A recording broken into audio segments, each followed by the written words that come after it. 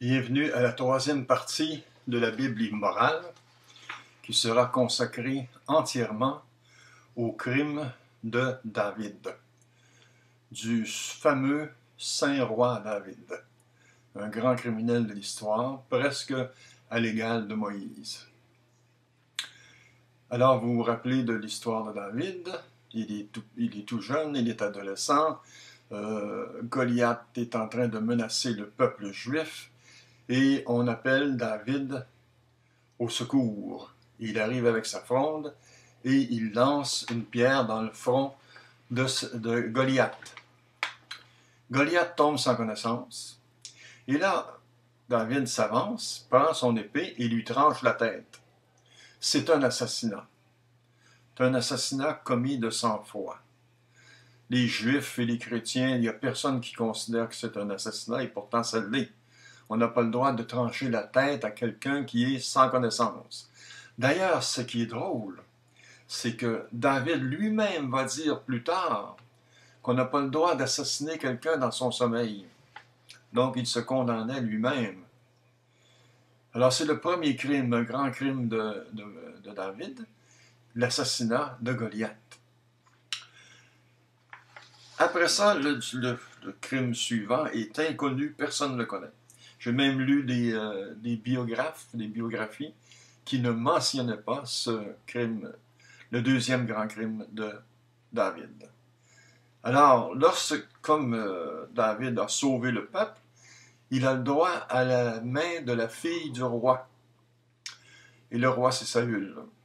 Et Saül est très jaloux de David. David est plus populaire que lui. Alors, la plus vieille de Saül était déjà mariée. Alors, il demande la main de la deuxième fille, qui s'appelait Michal, et Saül va échafauder un plan diabolique. Normalement, David a droit à la main de Michal sans aucune épreuve. Mais Saül en impose une et David l'accepte. Et tenez-vous bien, il s'agit d'aller chez les Philistins, de tuer une centaine de Philistins, de les circoncire et de rapporter les prépuces. Or, David accepte ce crime étrange, ce crime incroyable, d'autant plus que la circoncision ne s'appliquait qu'aux Juifs. On n'allait pas circoncire les étrangers, les non-Juifs. Et David part et tue 200 Philistins, 2 fois plus que le client demande. Et il ramène les 200 prépuces. Ce qui est le deuxième grand crime de David, l'assassinat de 200 Philistins. Et Saül comptait bien qu'au cours de l'aventure, David se fasse tuer par les Philistins, mais il n'en est pas question. Mon David revient avec les 200 prépuces. On ne trouve ce genre d'histoire que dans la Bible. Il faut vraiment être tordu pour inventer des histoires pareilles. Ensuite, David va assassiner Nabal. Nabal pour avoir Abigail. Et ça va se reproduire avec Bethsabée et Uri. David aime bien avoir les femmes des autres, aime bien voler les femmes. Alors, il ne se gêne pas de faire assassiner les maris et de s'emparer de la femme. Alors, c'est le troisième crime. Il assassine Nabal pour s'emparer d'Abigail. Ensuite, David ne peut pas devenir roi puisque Saül est là sur le trône. Alors, il va trahir son peuple et il va se mettre au service du roi Akish, qui est un roi philistin. Le roi Akish l'envoie faire des razzias un peu partout, au cours desquels David tue des gens, tue des enfants, tue des femmes, peu importe. C'est une espèce de bandit de grand chemin. Il tue des gens qu'il n'a pas besoin de tuer, mais c'est juste pour être au service de Akish. se faire valoir par le roi Akish. Là, David commet un quatrième grand crime, et on ne peut pas mettre un chiffre là-dessus. On ne sait pas combien de razzias il a fait, et combien de gens il a pu tuer. Cinquième grand crime. Alors, il fait des crimes de génocide contre les Amalécites. Alors là, il va finir par quitter le roi Akish, et Saül va se suicider. C'est un des seuls personnages de la Bible qui se suicide en se transperçant avec son épée. Et puis, David va monter sur le trône. Et là, pendant qu'il est sur le trône, les Amalécites vont attaquer les Juifs, les Hébreux, le peuple de David. Et on dit bien dans la Bible qu'ils n'ont fait aucune victime. Pas une seule victime. La seule chose qu'ils ont fait, est-ce que c'est une vengeance contre David? Ils vont enlever les femmes de David. Ils vont enlever d'autres femmes aussi. Ils vont les ravir. Et lorsque David arrive, alors David était absent à ce moment-là, le peuple veut lapider David parce qu'il dit « Tu nous protèges très mal contre les Amalécites. Tu n'étais même pas là pour nous défendre. » Et alors David part à la suite des Amalécites, les rattrape et commet un génocide. Il ne reste plus à la fin que 400 jeunes hommes qui s'enfuient sur des chevaux. Et à part ça, David extermine les Amalécites. Un autre grand crime. Ensuite, comme je vous ai dit, Saül va se suicider et il y a un Amalécite qui va venir annoncer à David la mort de Saül. Cet Amalécite-là, qu'on n'identifie pas plus que ça, pense faire très très plaisir à David en lui annonçant la mort de Saül. Et David ne le prend pas du tout comme ça. David, au contraire, il fait tuer, il assassine l'Amalécite. Autre grand crime. Les crimes dans la vie de David sont innombrables et on n'en parle jamais. On parle toujours de son fameux repentir. Je vais en parler moi aussi. Ensuite, il va commettre deux meurtres, celui de Rekab et de Baana qui avaient tué Is-Bosheth, successeur de Saül. Alors Saül, je vous rappelle, se suicide. Et là, il y a un successeur qui s'appelle Ish-Bosheth. Et on annonce à David que c'est Ish-Bosheth qui succède à Saül. Et David, encore une fois, réagit d'une façon brutale, d'une façon presque incompréhensible. Il fait tuer les deux messagers, Rekab et Baana. Ensuite, David va s'emparer de Jérusalem.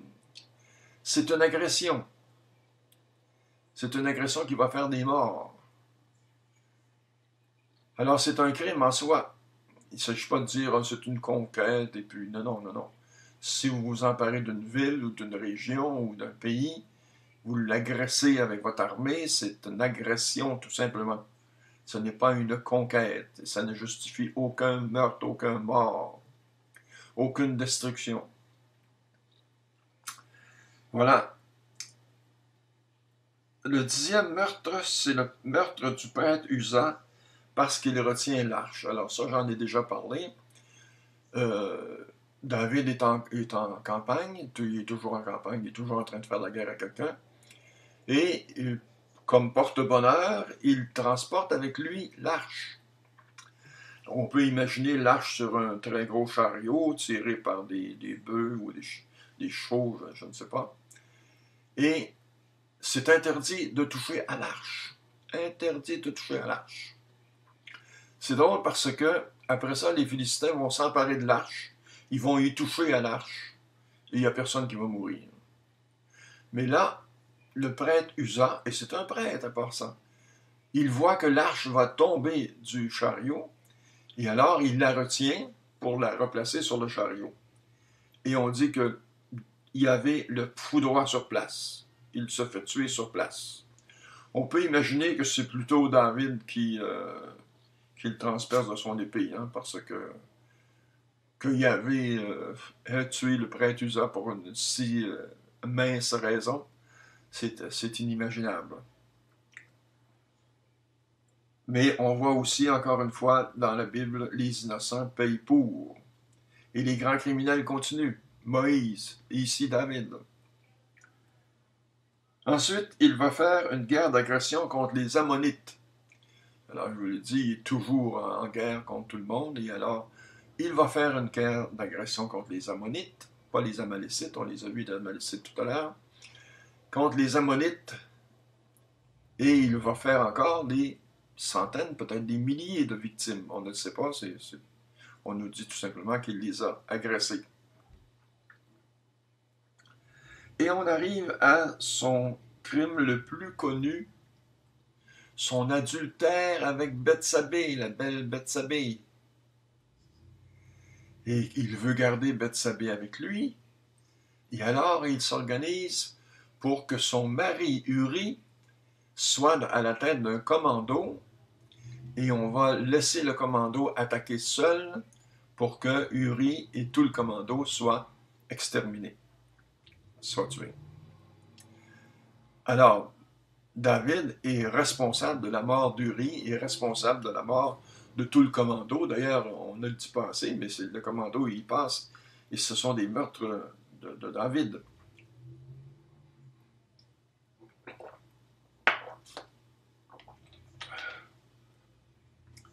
Et puis, avec Bethsabée, il va avoir un enfant. Et on dit que Dieu l'a puni en faisant mourir l'enfant. Alors, encore une belle mentalité de la Bible. Dieu s'attaque aux innocents. C'est David qui est responsable. Il met Bethsabée jusqu'à un certain point. Et l'enfant meurt pour expier le péché de ses parents. Il faut remarquer que c'est Bethsabée et David qui vont donner naissance à Salomon. On va en parler après. Alors, dans toute l'histoire du christianisme et du judaïsme, on parle toujours du repentir de David. David va se repentir d'avoir fait tuer Uri, va se repentir d'avoir séduit Bethsabée. Alors, ce qui est important, c'est le repentir. Il n'a pas aucun repentir de tous ses autres crimes. On ne s'en occupe pas de ces crimes-là. On s'occupe juste de Bethsabée et de Uri. Et le repentir ne vaut que pour ça. Alors, arrêtons de dire que David s'est repenti de ses péchés, c'est un modèle pour tout le monde, il faut se repentir de nos péchés. Il ne s'est pas repenti de tous ses crimes. Ensuite, il va voler la couronne du roi des Ammonites. Alors, on a vu tout à l'heure qu'il a attaqué, agressé les Ammonites, et il va voler la couronne du roi des Ammonites. On s'aperçoit que tu ne voleras pas, le fameux commandement, ne dérange pas les rois et ne dérange pas les chefs. Eux autres, ils ont le droit de voler. Mais nous autres, on n'a pas le droit de voler, par exemple. On n'a pas le droit surtout de les voler. Et puis arrive un autre crime qui est bien spécial, celui-là, c'est le viol de sa fille Tamar par son garçon Amnon. David est un mauvais père. Il ne s'occupe pas de protéger sa fille. Il ne s'aperçoit pas que son fils Amnon désire sexuellement sa fille Tamar. Alors le viol arrive. Et puis, David ne réagit pas plus. Celui qui va réagir, c'est Absalom, l'autre frère d'Amnon et de Tamar, et Absalom va tuer Amnon.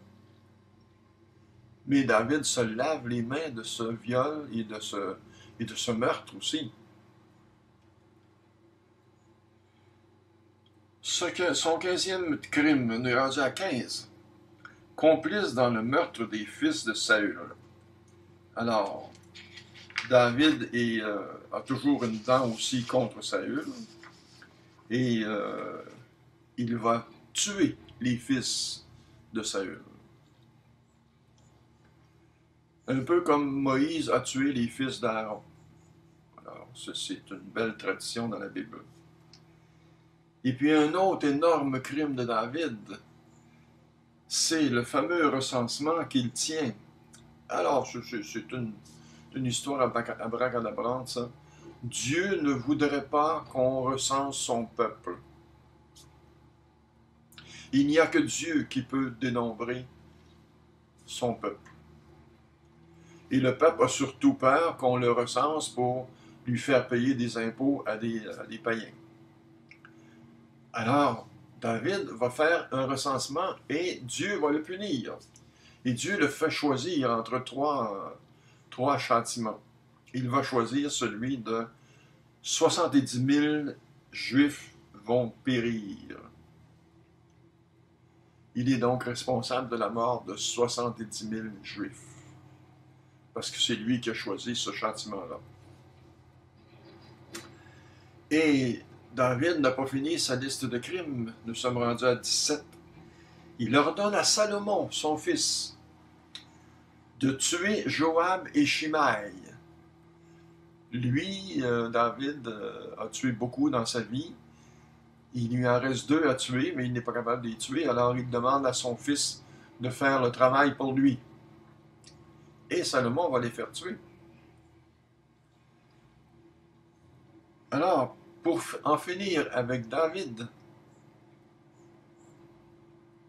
vous imaginez Jésus, on dit qu'il est fils de David. Il est le fils de David, le fils d'un grand criminel. Jamais on ne dit ça. On dit toujours le saint roi David. Et ça, j'ai tout un livre sur les assassins et les assassintes. Les religions ne se gênent pas pour canoniser des criminels. Et ça, c'en est un. On dit le saint roi David. Vous imaginez, après une liste de crimes aussi graves, aussi nombreux. Et Jésus, c'est une preuve qu'il n'est pas Dieu. Jésus se laisse appeler fils de David. D'abord, c'est loin d'être certain qu'il est fils de David parce que c'est Joseph qui était de la lignée de David et Marie de la lignée d'Aaron. Et comme Joseph n'a pas eu de rôle dans la naissance de Jésus, il n'est donc pas de la lignée de David. Mais on ne s'embarrasse pas de ces choses-là dans la religion. Alors, Jésus est fils de David. Il est fils d'un grand criminel. Il ne dénonce pas les crimes de David. Non seulement il se laisse appeler fils de David, mais il ne dénonce pas. Il ne dénonce pas du tout les crimes de David, pas plus que les crimes de Moïse. Alors, quand je dis que la Bible est immorale, elle est immorale et elle est incarnée, son immoralité est incarnée dans ses grands personnages. On a vu Abraham, là on a vu Moïse, et là maintenant on voit David. Alors je vous donne rendez-vous